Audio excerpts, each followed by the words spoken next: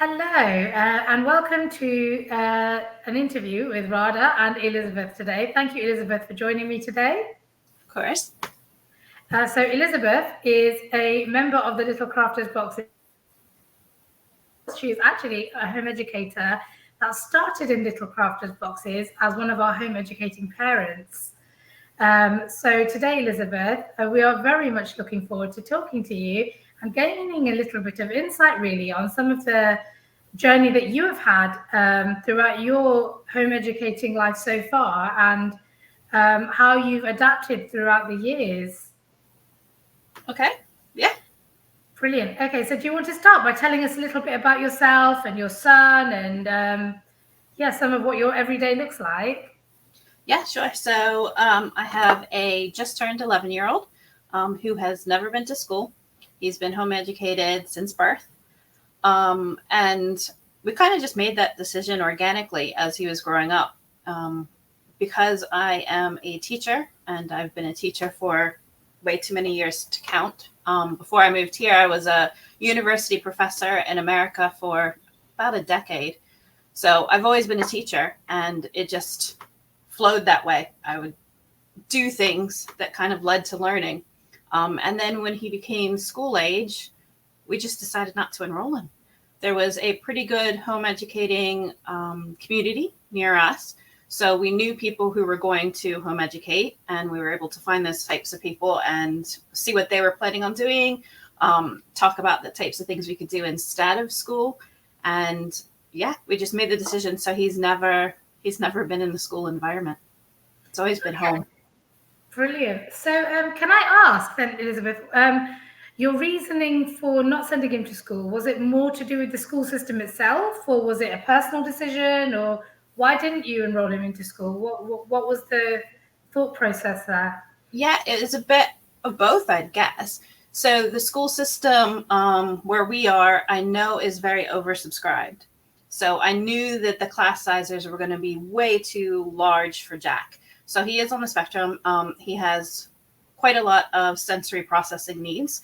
And I just knew that a large class of 30 something students for him, especially at primary age, was just not going to work. And then on top of that, I was a teacher here for a number of years before I had Jack, and I saw the school system from inside, and I have to say I didn't agree with everything I saw. I did the best I could as a teacher in the schools, but there were things that really niggled me that were so different from the school system in America. The lack of creativity in teaching, for example. So like being a teacher and being told, this is what you're teaching, this is how you teach it. And there was no creativity even from the teachers to be able to teach in a different way to meet the needs of each of the children. And I could see the children being not engaged with that type of learning. And I was struggling to find a way to make my own philosophy work within those mainstream schools. So yeah, when I went off on maternity leave, it just kind of hit me that maybe I wanted to change the way kids were learning just a bit. And so, yeah, I started as a home educator, and then Jack would have friends over and we just do lessons and stuff, but they weren't lessons, they were playtime. So we do learning through play, and it was just as good as going to school for the kids that were coming over. So That's fantastic. As a slight aside, Elizabeth, I think I left teaching myself for the same sort of reasons.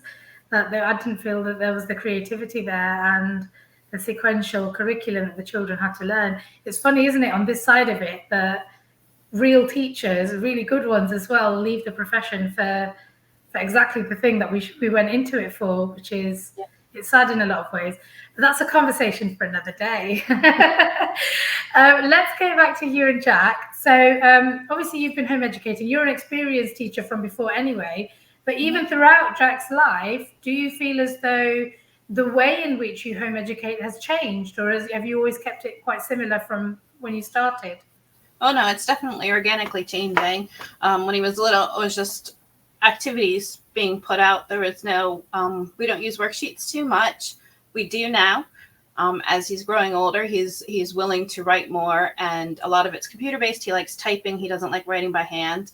And we're bringing more technology into the stuff he does.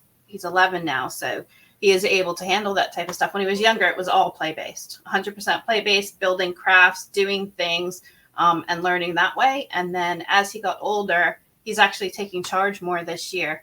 So I still do something called strewing, which means that I put activities out. We have a big table. I throw things out, and they change every week. And he goes through and he'll look at what's out there and start choosing things himself. And when he was younger, it was just all toys. And now it's, I actually put AQA units out for him and the crafts on top of it and other things that I got out, that books, whatever. And he can go through and choose which ones he wants to do over the course of the month. But prior to this year, he never saw an AQA outcome sheet. He didn't realize what he was doing AQA wise. He was just playing. And then I would type it up and send it in, and he would be really confused when certificates came in because he didn't understand how he was earning them.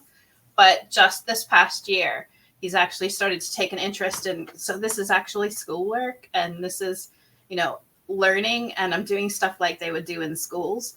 And he likes that, but he's not at all interested in schools. We've shown him the school. We live near one, and there is that opportunity. If he wants to go, he's allowed to tell us.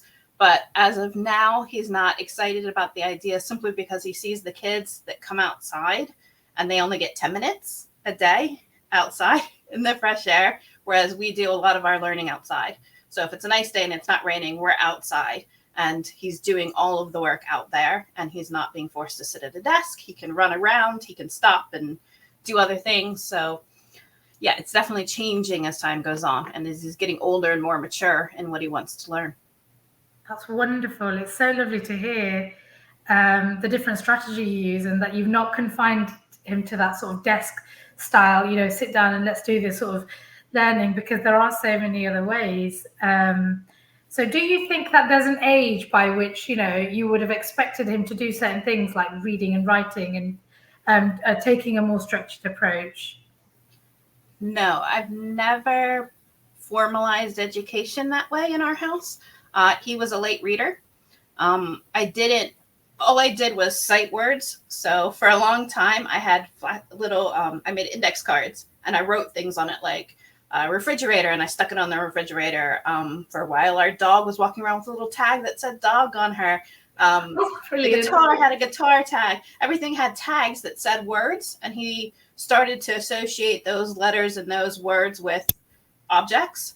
And we never did phonics, never sat down and did reading lessons. And then when he was older than most kids, I think he was about 8, he just sat down, and when I was reading to him every day, because we do have reading where we sit and we'll read together, he would start pointing at words and he knew them. And sooner rather than later, he just picked up books and was reading. And I never did a formal lesson at all on that with him. So no, I don't think there's a certain age. I think every kid is going to reach those milestones at different times, just like walking, just like toilet training, just like anything else. And I hate that schools want to put timelines on children, because I don't think every kid is going to meet the timeline right. And I don't want them to feel disengaged or unhappy just because they're not at the same level as their peers. So Jack, for instance, is definitely younger in terms of his reading and writing, but he's more advanced in terms of math and science. But that makes sense because of who I am. And the things that I'm interested in. So he's kind of the best scientists I've ever met. Yeah, he's kind of gotten that through osmosis. But his interest is now going towards computational thinking. So my husband's taking over a lot of that with him, because that's not my thing. Yeah. So Elizabeth, lots of people, especially when they're home educating, worry. This is one of the things that comes up again and again and again. They worry so much that their child is not reading fast enough, or they're a reluctant reader, or they're a reluctant writer, or that they're not working at the same level as other children they might know. What would you say to those families? Not to worry. I know it's really hard to do that. And I definitely was a worrier much younger, when he wasn't walking at the age that everybody else was. And that's when we got him diagnosed. We took him to America to find out, what was going on with him, because I was worried because he wasn't meeting these milestones that we were supposed to meet. But then I relaxed kind of as a mom and realized that he was doing things in his own time. It wasn't that he wasn't going to get them done. He was just going to do it when he was ready. He's a bit of a perfectionist. He doesn't like getting things wrong. So I think even in terms of talking, he didn't say much for a very long time. And then when he did start talking, it was full sentences. And it surprised everyone.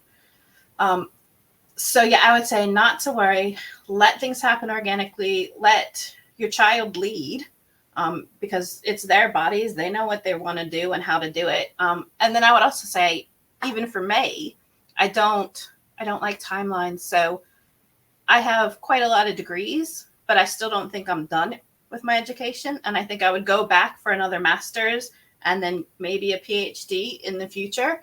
And I'm in my late 40s. So there's not a timeline that says you have to have all of your steps done. You know, by the time you're in your 20s, you should be finished your education. That's not true. We keep learning even as adults way into the future. So why does it matter if my kid isn't reading by the age of 7? He'll do it when he wants to. And it's not like he's not going to do it.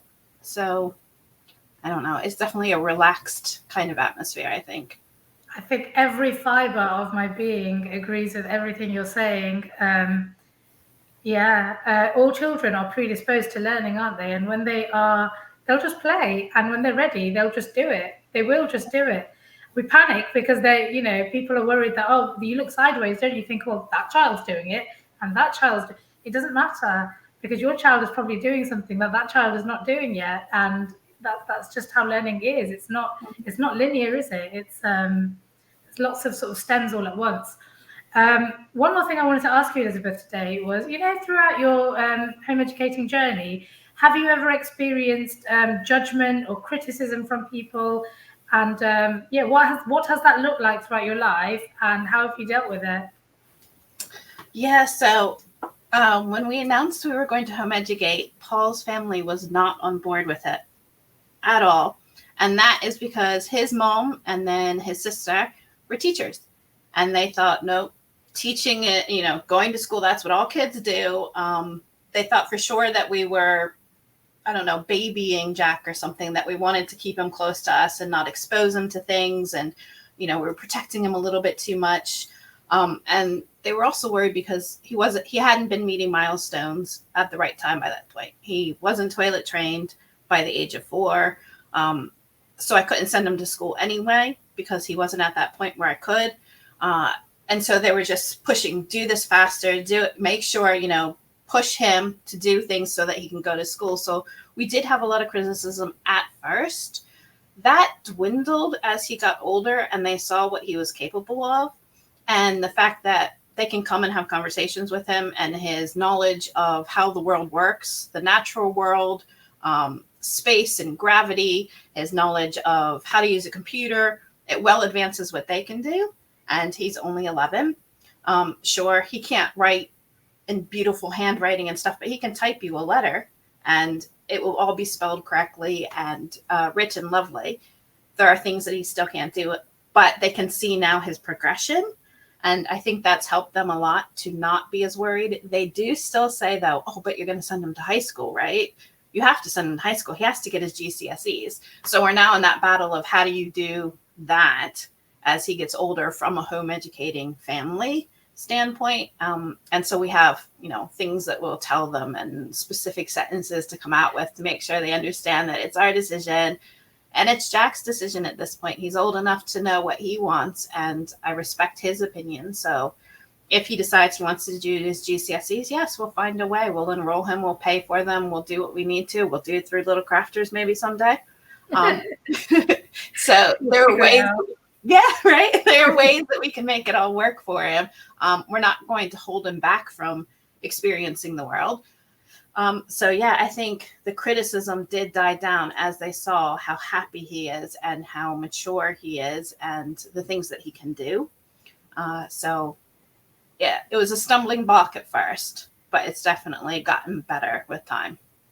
Yeah, I've met Jack, and I think he's a wonderful boy, and I wouldn't look at him and go, oh, this is some alien child that is home educated and he's a different breed or anything like that. I think he's come along beautifully. You've done a great job. And I love the fact that he's got all these decisions that he can make for himself, what his learning looks like, what his everyday looks like. And, you know, he can't. When I spoke with him, he's come and interacted. He's interacted with my children, and you know, he's doing great. So you know, hats off to you. You've done a really good job over the years, clearly with him. So before we go, then Elizabeth, if there are families watching this, which I'm sure there will be, that are just about to start their home educating lives, or they are not quite sure yet, they're still sitting on the fence. Maybe they've got a child in school who is struggling at the moment, or they've got a child about to enter school age who hasn't quite reached that age yet, but they're still sort of sitting on the fence of what they're going to do. Is there any advice that you could give them at this stage? Yeah, ask questions. Try and connect to a community, just like you would do if you were sending your child to school. You would connect with other parents in that age group. The good thing about home education is it isn't age group regulated. So Jack has friends who are older than him, and he has friends who are younger than him. And it was connecting through our home education groups in our local area, and also home education groups online through social media.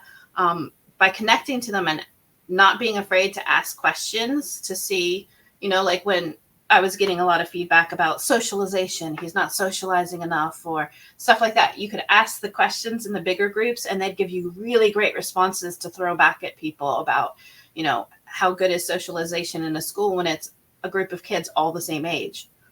That's not what the real world is going to be like. If you're going to go to a job, you're going to work with people of all ages, and you have to be able to interact with them. And that's what Jack does now with children and his friend groups and things like that. So I would say connect is the big advice I would give, because the more you connect and the more you ask questions, the bigger knowledge you're going to get. And that's why I think this week with the launch is really great for getting information out there and showing people what home education and what learning can be versus the school system, and how that isn't the only way to do it. 100%. Thank you, Elizabeth. That's really valuable advice. And a lot of the information you've shared today has been really, really insightful as well. So yeah, thank you very much for joining me. Hopefully people got something out of this today, and I'm sure we'll be back on at another time with more lives like this. Yeah, great. Bye. Bye.